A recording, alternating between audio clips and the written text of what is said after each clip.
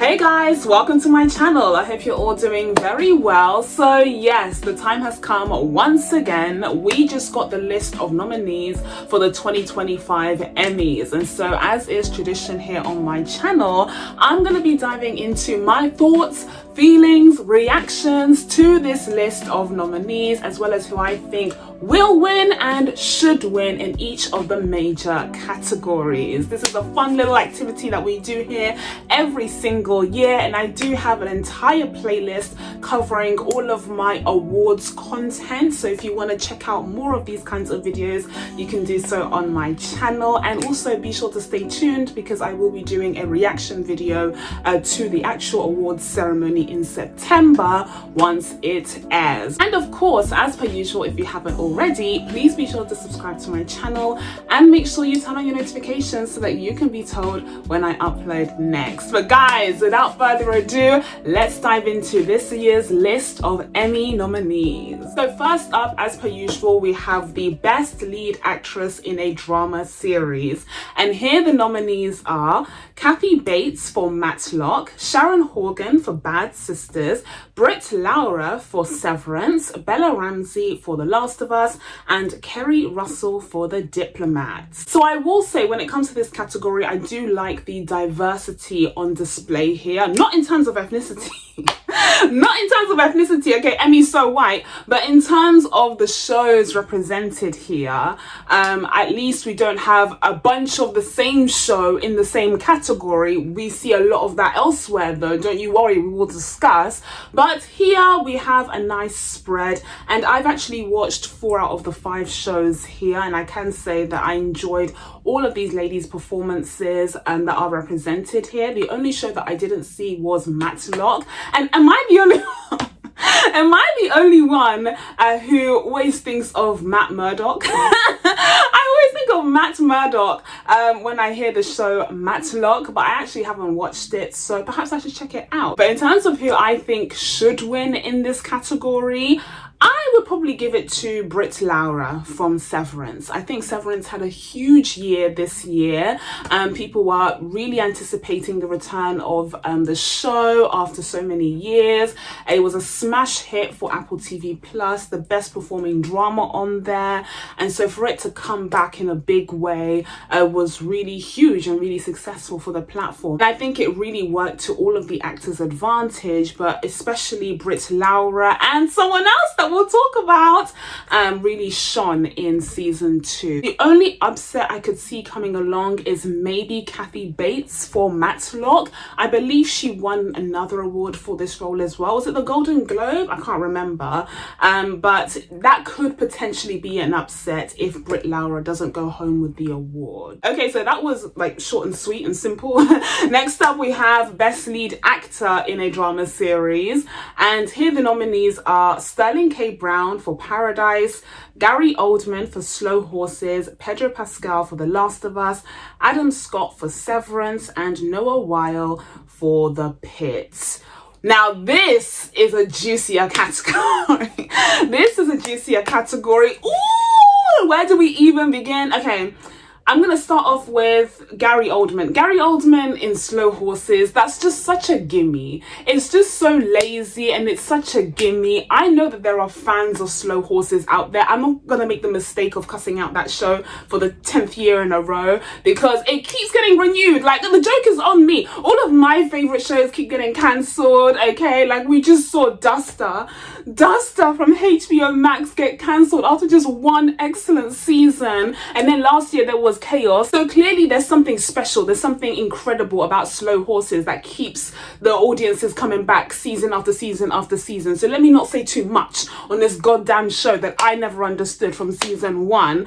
But Gary Oldman being there just reads as real lazy to me. Like, he's an awards darling, he already has an Oscar, so you know those kinds of legacy actors that are just gonna slide on in there regardless because they're slumming it on TV. Yeah, that's what this is giving. It would have been fine, honestly. it would have been inoffensive if it wasn't for the fact that we have some incredibly talented actors in a bunch of other shows that don't ever get represented on these nominees lists. They don't ever show up despite giving phenomenal performances season after season after season. And of course, I am talking about Interview with a Vampire. Of course, I'm talking about Interview with a Vampire and Jacob Anderson. What do I need to do? I really need to think about this, because this can't keep going on. What do I need to do to get Interview with the Vampire on the board? AMC, if you could just wake up from your coma, please. If you could just do something, because there are undeserving actors, in my opinion, undeserving actors who are flooding these nominees lists, where Jacob Anderson is nowhere to be seen, despite giving some of the best performances of the 2020s consistently season after season. It pisses me off to no end. But anyway, I digress. That's very annoying to see, okay? Then we move on to Mr. Pedro Pascal for The Last of Us. And listen, I was his biggest hype woman after season 1 of The Last of Us. Like, I was like, yes, Pedro, get on the board, okay? So I don't want to hear any, okay? Because I was the hype woman for Pedro Pascal. But for those of us who have seen season 2, and I know it's not as many, of us, but those of us who did watch, we know the truth. He was in it for like 3 episodes. Out of the 9, I think it was 9 or 8. So how are we getting best lead actor? How are we doing that? And I know that Hollywood's always gonna Hollywood. They have all of these obscure, abstract rules, and it's tough to like pin them down and really understand. And that's by design, because the studios want to manipulate the system year after year, so that they don't want the rules to be too clear. I understand this, but this is some awards fraud if I ever did see some, because I would not put Pedro Pascal in season 2 of The Last of Us next to Sterling K. Brown in Paradise. Sterling K. Brown was in every single shot of that show, let alone every single episode. Sterling K. Brown had a close-up in every single episode of that show. So you can't tell me that they're on the same level. They're not on the same category. Pedro needs to be supporting, or he needs to be guest, quite frankly. Like, and I'm not saying he wasn't fantastic on the show. He was great. Like, the level of acting was there, but the frequency was. And then we move on to Adam Scott in Severance. No problems there. That makes absolute sense. I have nothing bad to say about Adam Scott in Severance. He was great. He was fantastic. And honestly, if we're keeping it a buck, Adam is likely to take home the award in this category. I do think that there's a good chance that he will win. But my 2 favorites in the category, my 2 favorites here would definitely be Sterling K. Brown in Paradise and Noah Weil in The Pit. This is a contest that honestly I dreamed I would see. I'm so happy that both of them ended up landing on the board when all was said and done. I was particularly nervous for Sterling K. Brown because his incredible performance in Paradise was all the way back in January, February of this year. So I was really scared that people would forget. People would forget how insanely good he was, but they didn't forget. They remembered, and now he's here on the board, deservedly so. One of the most nominated actors for the Emmys, and I mean the talent is there, you can't deny it. So these would be my 2 top picks in this category. Now if you're gonna ask me who should win, that's tough though. Like, that's a tough one, because I could see it going both ways with either Noah or Sterling. Maybe Noah would edge it out a little bit, because it does feel like The Pit had a bit more of a lasting impact, just generally speaking. And also Noah Weil had that like scene where he was on the floor rocking back and forth having a panic attack, and that was good. That was some good stuff. That's some Emmy catnip.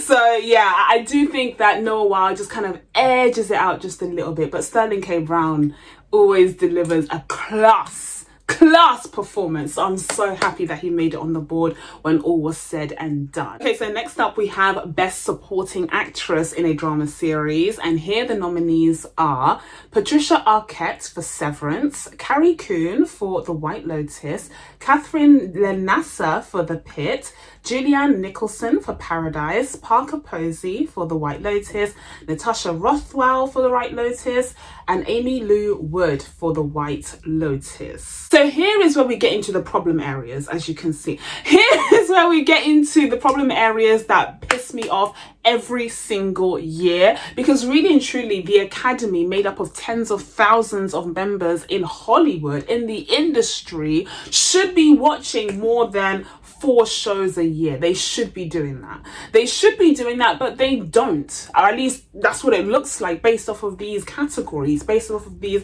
nominees. Just really annoys me how, because there is an increased number of nominees for the supporting categories, instead of the Academy using that as an opportunity to spotlight some really great performances in lesser represented shows, they just use it as an opportunity to fill it up with a whole bunch of performances from the exact same shows, and looking at you, White Lotus. And so that's what we end up with as a result. This is the list that we will end up with, and it's just like it's really displeasing to me. But let's go through this list nonetheless.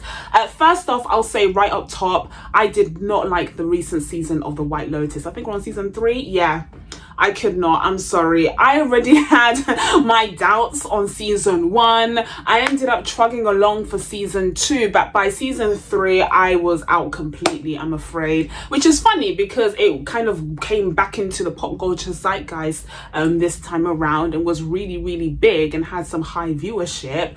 But I couldn't. I've never really been fully on board with the premise of the show. And my critique has always been that even though it's supposed to be a critique on like the rich and how the rich kind of travel around and treat locals, and how that kind of tourism affects the local residents and all of that, but at the end of the day, it's still focused on these rich characters. You're still following the story of these rich white characters, and I've been proven right season after season, because that's mostly what these casts are made up of. And these white actors who end up portraying these rich white characters are the ones who end up filling up the leaderboards in these award seasons. So that's always been the issue that I've had with The White Lotus, and it's just proven me right time and time again. So I lost interest in the show by season 3, but I'm seeing a whole bunch of nominees in this cast list, and I have seen clips from these performances. They look fine, they look decent, but I would just again like to plead with the Academy to just watch more shows.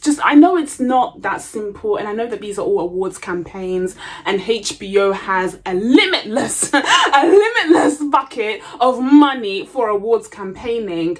But damn, like, I just feel like, again, Interview with a Vampire, you know, Andor, other shows that have incredible performances that aren't scattered throughout this thing deserve to be represented in such categories. But whatever, I'll get off my high horse now. I know it's a fruitless effort because I've been doing this for 5 years and nothing has changed. So in terms of who I think should win in this category, I would give it to Julianne Nicholson from Paradise, not least of all because I actually watched that show from start to finish, and I saw how good she was in it. But I would also be happy to like hand it over to Carrie Coon, because out of all of the clips that I saw, she was like one of the main female characters that kept popping up, and I liked what I saw from that front. Okay, so next up we have Best Supporting Actor in a Drama Series, and here the nominees are Zach Cherry for Severance, Walton Goggins for The White Lotus, Jason Isaacs for The White Lotus, James Marsden for Paradise, Sam Rockwell for The White Lotus, Tramel Tillman for Severance, and John Turturro for Severance. Oh, I'm so happy. I am so happy. Guess what? Oh, there's two reasons, okay? First of all, they remembered my guy. They remembered my man, James Marsden in Paradise, because he was exceptional and he deserves, oh my goodness. I'm so happy that they didn't forget. I'm so happy that they didn't forget how exceptional and brilliant James Marsden was as the president in Paradise. This just brings a huge smile to my face. Oh, yes! Okay, so that's number one. Number two, Tramel Tillman made it on the board.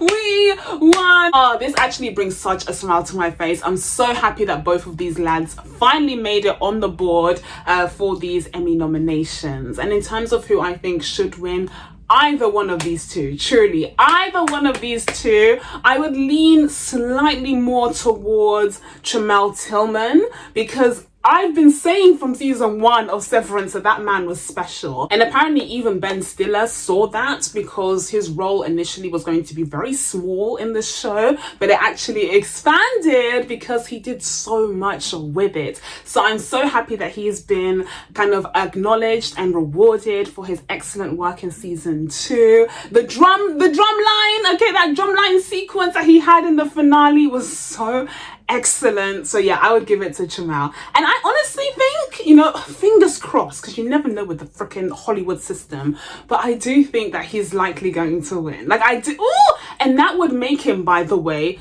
the first black actor to win Best Supporting Actor in a Drama Series, which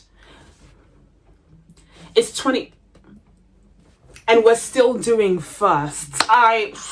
So this is what I mean by the Hollywood system, but I do have hope. I do have hope that if anyone can do it, it's him, because he was just outstanding in Severance season 2. So that of course brings us to Best Drama Series, and here the nominees are Andor, The Diplomat, The Last of Us, Paradise, The Pit, Severance, Slow Horses, and The White Lotus. Meh. Like, a lot of these are just meh. A lot of these are on there, you know, season 2, season 3, and they've just kind of been chugging along, doing a decent job. The Last of Us season 2 was notably a huge dip in quality in comparison to season 1. So the fact that both of them have been nominated, it just kind of feels like a continuity thing rather than an earned spot, but whatever. We have The Diplomat, which is always great, to be fair. The Diplomat is always great, but again, season 1 was much better than season 2, although season 2 did have that bombastic cliffhanger at the end. I'm very excited to see how it follows up there. But as it stands, like, outstanding drama series, like outstanding, like outstanding. I'm not really getting that from The Diplomat season 2. Like, I'm not really, I don't know about that. We have The Pit, which is absolutely deserving, yes. That's absolutely deserving, and so is Paradise. Very happy about that. And in terms of who I think should win, I would say either The Pit or Paradise. They're two of my favorite shows of the year, and if I really had to choose, if I was really splitting hairs, I'll probably say The Pit like would have the slightest edge over Paradise. But yeah, I would be really happy to see either of them win. But in terms of who I think will win, it's probably going to be Severance, and with good reason. I think, you know, Severance was a favorite a couple of award seasons ago, but I think it came up against Succession or something, which was just going on a mad award spree, and so no one could stop Succession, and Severance was kind of left in the lurch. But this is the year that Severance comes back on top and takes home a bunch of these awards, so I wouldn't be surprised if it took home the big one in September as well. Okay, so next up we have the comedy categories, and the first category up is Best Lead Actor in a Comedy Series, and here the nominees are Adam Brody in Nobody Wants This, Seth Rogen in The Studio, Jason Segel in Shrinking, Martin Short in Only Murders in the Building, and Jeremy Allen White in The Bear. Yeah. This is a very weak category to me. I mean, we have quite a few holdovers from popular shows from the last few years, like Only Murders and The Bear. It is nice to see some like new faces, like Seth Rogen for The Studio and Adam Brody for Nobody Wants This. But overall, like, none of this really excites me, to be honest. Like, I'm not like, ooh. I'm not too excited by this category, so we'll keep it short and sweet. In terms of who I think should win in this category, I would give it to Seth Rogen in The Studio, like hands down, easily, actually. Easily. I really enjoyed The Studio. We'll talk more about it when we get into best comedy series, but yeah, it was a really good show. I didn't quite like love it, adore it the way that Hollywood Insiders did, understandably, but I thought it was a really good show, very, very funny, and a nice kind of show to look forward to week after week as it was airing. So yeah, Seth Rogen did that, he did the thing, and I think he would be wholly deserving of winning in this category. And honestly, I think he is likely to win, because like I said, this show was an industry favorite as well, because Hollywood loves shows about Hollywood. And so I could see him taking this home, but if not, it could be Adam Brody for Nobody Wants This, because again, I think he won an award. I think it was like the Golden Globe or something for that show, so I wouldn't be surprised if he took home the Emmy as well. Okay, so moving on to Best Lead Actress in a Comedy Series. Here the nominees are Uzo Aduba for The Residents, Christian Bale for Nobody Wants This, Quinta Brunson for Abbott Elementary, Ayo Edebiri for The Bear, and Jean Smart for Hacks. Okay, this is slightly stronger to me from what I've seen, and I've seen all of these apart from Nobody Wants This. Here's the thing, it's kind of funny actually if you think about it, which is appropriate because this is a comedy category, so get ready to laugh. But here's the thing, so like I kind of have this like beef with Jean Smart, because despite the fact that she's a fellow Jean, different spelling, but fellow Jean, hi Jean Smart, but I had beef with her because she was stopping my girl, my sister Ayo Edebiri, from sweeping all of the awards, I think like last year or earlier this year with the Golden Globes, I think it was. So yeah, I kind of have beef with Jean Smart for that reason. But having said that, and this is the funny part, guys, this is the get ready to like ha ha he he, but I actually think, you know, after having seen season 4 of Hacks, I actually think low-key she would be deserving. Yeah, she kind of would. She would. I don't think she should win. I don't think, because she's won like 3 times or something. Like, she's won so many awards for Hacks, so I don't think she should win. I don't think she should have won for season 3 like that, and that's why I'm such a proponent for justice.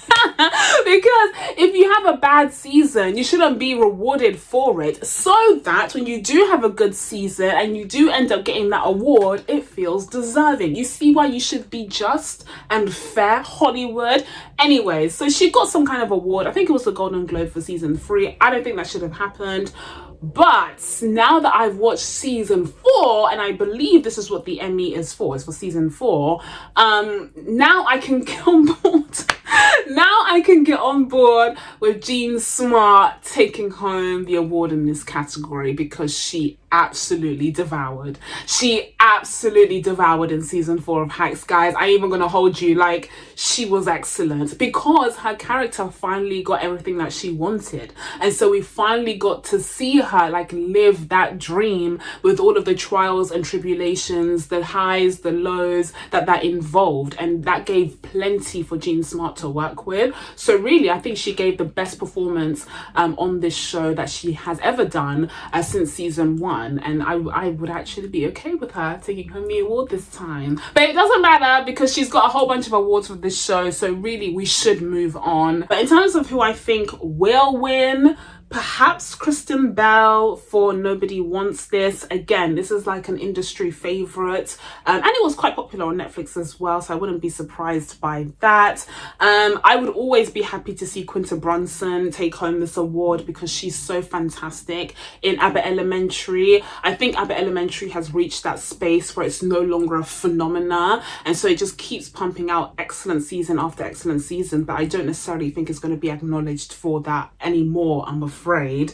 Whereas Hacks, which has been slightly less consistent, will continue to be acknowledged until the end of time. I wonder why. But yeah, so it would be nice to see Quinta Brunson get the award for Abbott Elementary, because she always gives a phenomenal performance for like 10 times more episodes, mind you. But I do think that it's more likely that Jean Smart or Kristen Bell will take home this award. And as for Uzo Aduba, she does have an Emmy for Orange is the New Black, which makes her like an awards favorite, so she is definitely on the board as well.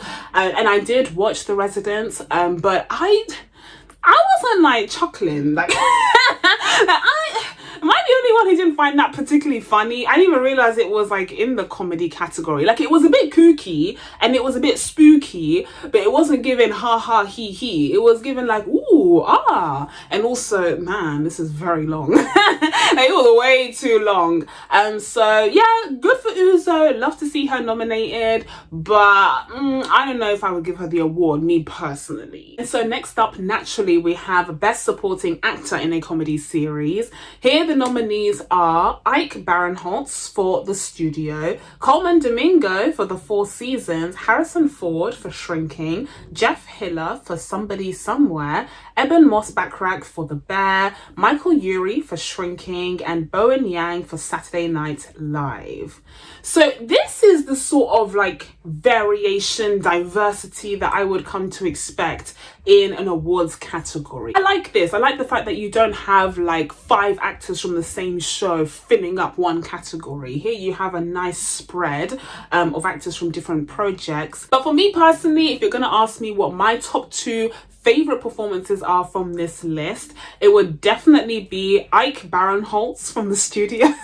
Ike Barinholtz from The Studio, and Harrison Ford. Harrison freaking Ford for Shrinking. Let's talk about Ike first of all. So Ike was actually hilarious in The Studio. Like, he was so funny. He's such a stereotypical producer type. That awards episode where I think it was the Emmys or the Golden Globes or something, where everyone kept shouting out his like character's name, was absolutely hilarious. But he was so good throughout. And actually, come to think of it, he had more screen time in The Studio than Pedro Pascal, and yet he's supporting. You see how it doesn't make sense? You see how it doesn't make sense? I'm gonna come for the Emmys. Anyways, Ike Barinholtz was great. He was a great sort of counter to Seth Rogen's character, who was like this sad, insecure loser. He was questioning everything that he did, whereas Ike was just like very cool and calm and very secure in himself. He definitely has issues, and he definitely has a cocaine problem, like 100%. 100%.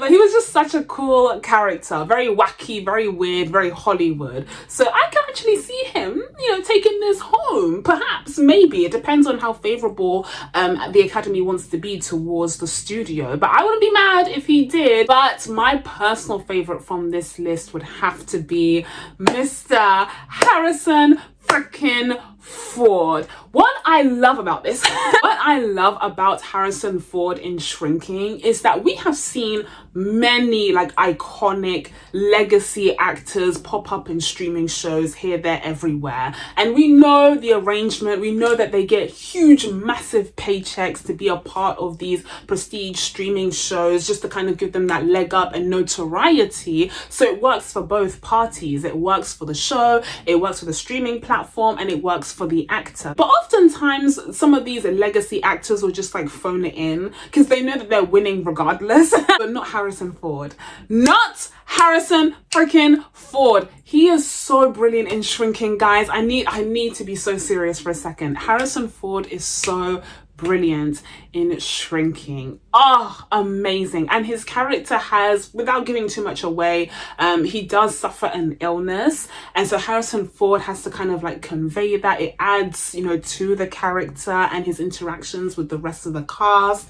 But he's also very funny, because Shrinking is without question a comedy, unlike The Residents. And so yeah, he just gives a phenomenal performance, like one of my favorite performances of last year without question. And so I'm so happy to see him be acknowledged here in this list, because I've been saying from season 1 actually of Shrinking that he deserved to get some sort of recognition for his role in this show. So very happy to see this young buck Harrison Ford finally get an Emmy nomination for the first time in his whole 83-year-old life.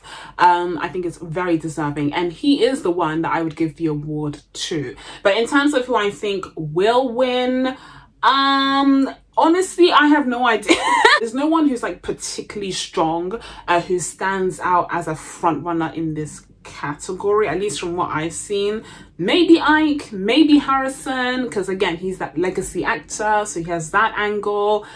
We shall see. But if Harrison takes it home, I'll be happy. Very, very happy indeed. Okay, so next up we have Best Supporting Actress in a Comedy Series. And here the nominees are Liza Colón-Zayas for The Bear, Hannah Einbinder for Hacks, Catherine Hahn for The Studio, Janelle James for Abbott Elementary, Catherine O'Hara for The Studio, Cheryl Lee Ralph for Abbott Elementary, and Jessica Williams for Shrinking. Okay, so we do have some repeats from Abbott Elementary, and I feel like again that cast is just such a staple at this point because they just churn out fantastic performances time and time again. They're really brilliant on that show. So if you're gonna ask me who I think should win, I would say Janelle would be on that list, but even more so Hannah Einbinder. Hannah Einbinder in Hacks? Oh, and I don't know if she has one for Hacks. Maybe she has? I can't remember. But if she hasn't, she definitely deserves for season 4, without question. She definitely deserves for season 4. Season 4 of Hacks was phenomenal. Like, we stumbled a little bit with season 2 and 3, but season 4 was like back with a bang. Like, it was just as good, if not better, than season 1. So I think Hannah's performance in season 4 of Hacks was absolutely phenomenal. Again, they had a really juicy storyline, which always helps.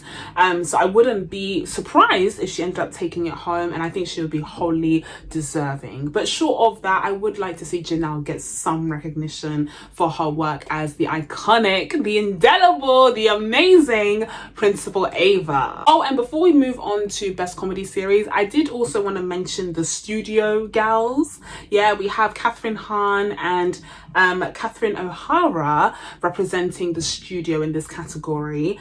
I have to say, I know, again, fuzzy Hollywood rules, so like we don't really know how they work these things out, but Catherine O'Hara was like barely in the Studio. Like she was gone for a huge chunk of it. I don't know how I feel about her again showing up in the same list as Janelle James, who is consistently in every single one of the 100 episodes that Abbott Elementary churns out year after year. And you have Hannah Einbinder, who is like a strong co-lead in Hacks. Yeah, I don't know how I feel about the different like screen times that each of these performances have. I think it's quite a wide range here. But to me, there's an argument to be made that Catherine Hahn and Catherine O'Hara are kind of like guest stars. Like, yeah, they're kind of like guest performances on the Studio. Okay, so now we're moving on to Best Comedy Series. Here the nominees are Abbott Elementary, as per usual,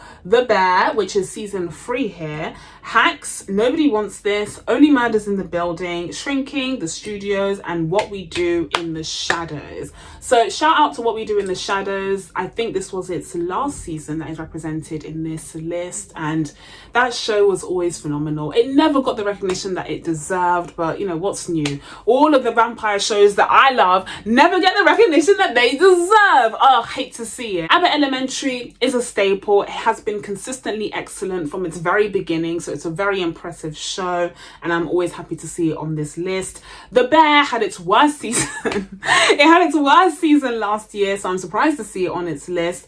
They did pump in a whole bunch of comedic relief from the Fack brothers, which was really annoying, but I guess that cements it in the comedy category now. So are you guys happy? And speaking of worst seasons, pretty much everyone who watched this said that Only Murders in the Building had its worst season last year as well. When is that show going to end? I dropped off, sorry. Like, I think I did 3 seasons. I think this is season 4 though that's represented here, but I had to cut the cord on that one because I just did not care. I just did not care. Not even for Meryl Streep could I watch this. So no. And like I said, I didn't watch Nobody Wants This, and I can't be asked to circle back to it now, so that's always going to be a mystery show to me. So in terms of who I think should win, that was brutal. In terms of who I think should win, I would go with Hacks season 4. 100%. In terms of who I think will win, it's probably going to be The Studio, the other show that's about Hollywood. Yeah, like the industry loved The Studio. They were praising it. They were like, oh, it's so good, it's so refreshing. And so yeah, I wouldn't be surprised if The Studio ended up taking home the award. To be clear, I did enjoy the show. I thought it was a solid 7.5. Like I wasn't as enamored by it as a lot of people in the industry, and maybe you guys were, but I wouldn't be surprised if it ended up taking home the award, especially because it's like a newcomer and it just feels fresher than a lot of these other shows. Okay, so now we're moving on to the limited series categories, starting us off with Best Lead Actress in a Limited Series or Movie, and here the nominees were Cate Blanchett in Disclaimer, Megan Fahey in Sirens, Rashida Jones in Black Mirror, Kristen Milioti in The Penguin, and Michelle Williams in Dying for Sex. So I have seen most of these actually all of these performances. Hey! Yay for TV watching. You see, I'm a pro TV watcher. Oh, I've seen all of them. I have watched Disclaimer, hated it. It was so freaking boring. That's the Apple TV Plus limited series with Cate Blanchett and Sacha Baron Cohen. It was a big no for me. It just dragged and I just didn't care. Cate Blanchett gave a decent performance, but nothing like shocking, like nothing like we haven't seen before. Cate Blanchett was in the film Black Bag from earlier this year, starring alongside Michael Fassbender, and I'm pretty sure the characters that she portrayed in both Black Bag and Disclaimer were one and the same. They were literally one and the same. Like as she was like rehearsing and using her English accent, she was like, let me dip in and out of these 2 projects and, you know, kill 2 birds with 1 stone, aka 1 character. And so I think it's really strange that she's nominated here for doing bare minimum work by Cate Blanchett standards, which are still pretty high to be fair. But yeah, that show, very boring. I wouldn't even look twice at that nomination. Next we have Megan Fahey and Sirens. Fine, she was fine. Sure. Sirens was okay. I just kept waiting for it to be like more. Like am I the only one? I kept thinking that there was going to be something like more to it. I kept wondering if they were talking about like literal sirens from Greek myth. I'm a huge fan of Greek mythology, and clearly I'm in the minority because no one else cares, because they cancelled Chaos. But I kept thinking like maybe there's going to be more to this, but no, it was just a kind of like eat the rich kind of storyline, and it was fine. And I thought that Megan Fahey, Millie Alcock, Julianne Moore, they were all, you know, good. They were really, really good here. Emmy award worthy? Not really, in my opinion. But then we move on to Rashida Jones in this latest season of Black Mirror. Deserved. Truly deserved, because that episode was the only good episode of the most recent season of Black Mirror, and she gave a great performance in that episode.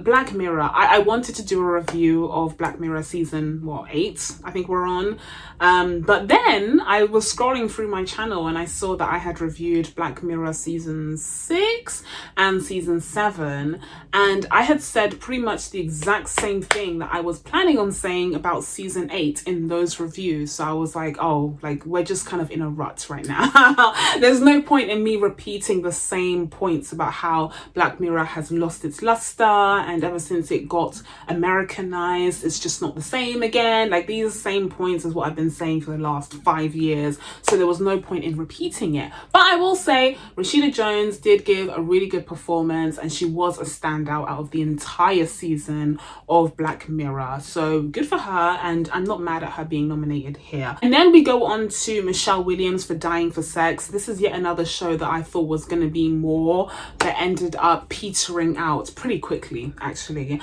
I stuck around, and you know, I really wanted to watch it because it is an intriguing story about this woman who is dying from cancer, and she has this like big like desire and wish to just explore her sexuality in the last few months of her life. So I was like compelled to watch it, but like it was a drag by the end, really. Like I was struggling.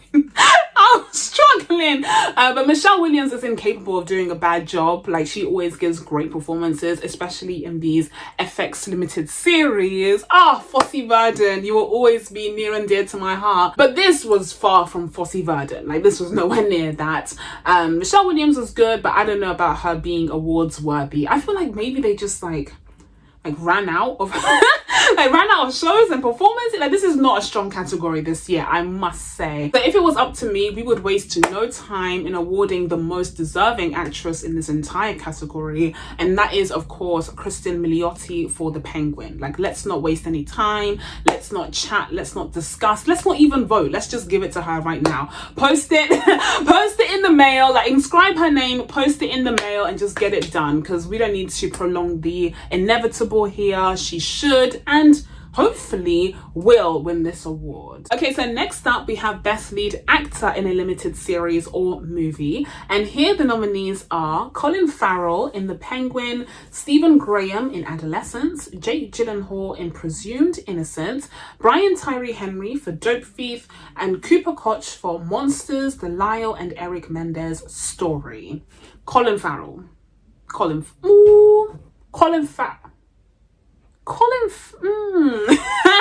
Listen, if it wasn't for one of the names on here, I would have said with full confidence Colin Farrell, right?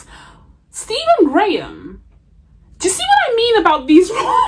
Do you see what I mean about these rules? Best Lead Actor, Stephen Graham, Adolescence. And then we're going to get to Supporting Actor, where things really get crazy, where things really just get stupid. But I don't understand that.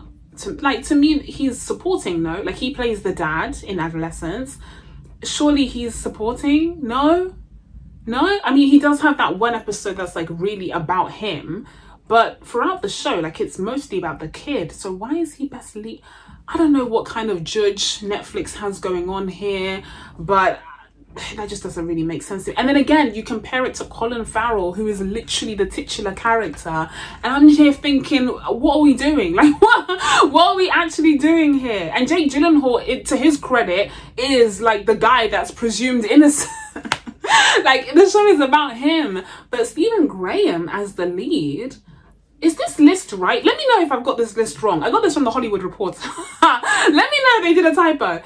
But yeah, to me, Stephen Graham is supporting, and we'll get to the supporting in a second, but that's crazy as well. But in terms of who I think should win, Colin Farrell in The Penguin. Without a doubt. I mean, not least of all because of the screen time. Next up, we have Best Supporting Actress in a Limited Series or Movie.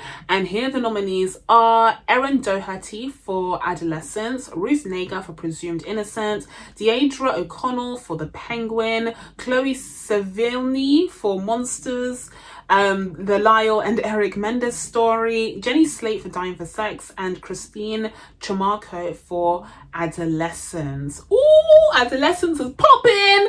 Adolescence is popping! This is an interesting list. I'm gonna go ahead and say Erin Doherty would be my pick. She would be, the one that I would go for out of this list. Ruth Negga in Presumed Innocent, she was fine. Presumed Innocent overall was fine. Apple TV Plus clearly just has too much money. They have too much money. They're able to put all of these shows up for grabs for the Emmys, and like not all of them are deserving. Deirdre O'Connell for The Penguin, love that. That's The Penguin's mum, right? Love that. She was great. She was truly fantastic. That whole trio was insane. Like, great performances in The Penguin, truly. Chloe in Mendez Story, I did not watch that. I don't really do like true crime. I do not, subscribe to that life. So I haven't watched any of the shows from Ryan Murphy's true crime cinematic universe. But Jenny Slate in Dying for Sex, she was good. She played the supportive best friend who was a mess and a wreck. The kind of character that she usually plays, to be fair. But this time around, she really had to step up for her friend because she was handed all of the responsibilities of Michelle Williams's character daughter when she got the divorce. So she had to step up and help out with medications and hospital visits and stuff like that. And she was also really emotional, kind of seeing her friend fall apart and disintegrate right before her very eyes. So Jenny Slate gave a good performance. Is it Emmy award worthy? I mean, if everyone else is on the board, then why not her, right? Like, that's what a lot of these nominees feel like. So fine, I'm not offended by this. But either way, give it to Erin. Let's not waste any time. Let's not waste any time, okay? Once again, if you could just inscribe her name into the award, pack it, ship it well, okay? Make sure you get that packing, the packing peanuts in there, because it needs to go all the way to the UK this time. So get the packing peanuts in there, make sure it's nice and secure, and ship it all the way to this United Kingdom for Erin Doherty to get, because she's the only one on this list really worth mentioning, apart from Deidre. If it goes to Deidre, I wouldn't be mad at that either. Then next up, we have the juicy one. We have the controversial one with Best Supporting Actor in a Limited Series or Movie. And here the nominees are Javier Bardem in Monsters, Bill Camp in Presumed Innocent, Owen Cooper in Adolescence, Rob Delaney in Dying for Sex, Peter Skarsgård for Presumed Innocent, and Ashley Walters in Adolescence. How strange! Guys, let me know if there's precedence for this down in the comments below. Like, has there ever been a case where the actor portraying the main character, the titular character, well, kind of, the adolescent, actually being nominated under the supporting actor category? Is this a typo from Hollywood Reporter, or is this like legit what the list says? Because that makes no sense to me. Like, let me know down in the comments below what you think about this, but that's very bizarre and strange to me. I know that Owen Cooper wasn't in every single episode. He wasn't in the last one, or at least he was only there for in voice only when he had that conversation with his father, but he was definitely in it more than Stephen Graham. So Stephen Graham being lead actor versus Owen Cooper being like supporting just makes no sense to me. It's not a case of like notoriety or like Stephen Graham's more famous, Owen Cooper is like a newbie, this is his debut before. That shouldn't matter. Like, it should be based off of the content. It should be based off of the script and the content of the show, and he is clearly the main character. This is fraud. This is awards fraud to me. But anyway, regardless, he deserves to win. Like, he wipes out everyone else on this list. Even Ashley Walters. I would have loved to see Ashley Walters take home the award. Although if Stephen Graham was going to be in supporting, he definitely would have taken it home anyway. But regardless, Owen deserves to win. And it would be so iconic and so history making. He would surely be like the youngest actor to win in this category ever, right? But he would be wholly deserving. So again, to the Academy, if you could just go ahead and waste no time, inscribe his name now and put in the packing peanuts into that box, pack it in real well, because it needs to be shipped all the way to this here United Kingdom into Owen Cooper's house. Okay, so we're finally done. We're finally going to wrap things up with the last category for today's video, and that's going to be the Best Limited or Anthology Series. I did notice that this category seems to have been changed for this year, because usually the Best Limited or Anthology Series also includes the movies made for television, but now that seems to be its own category in itself. So you have Best Television Movie, and the nominees there are like Bridget Jones and like Rebel Ridge and all of that, which I don't know how Netflix decides what is a movie made for television versus a movie that like deserves an Oscar nomination. Maybe it's like the limited theatrical release. I don't know. Again, these rules are very arbitrary, very opaque, and very easy for studios to manipulate, right? But anywho, when it comes to the limited or anthology series, the nominees here are Adolescence, Black Mirror, Dying for Sex, Monsters, and The Penguin.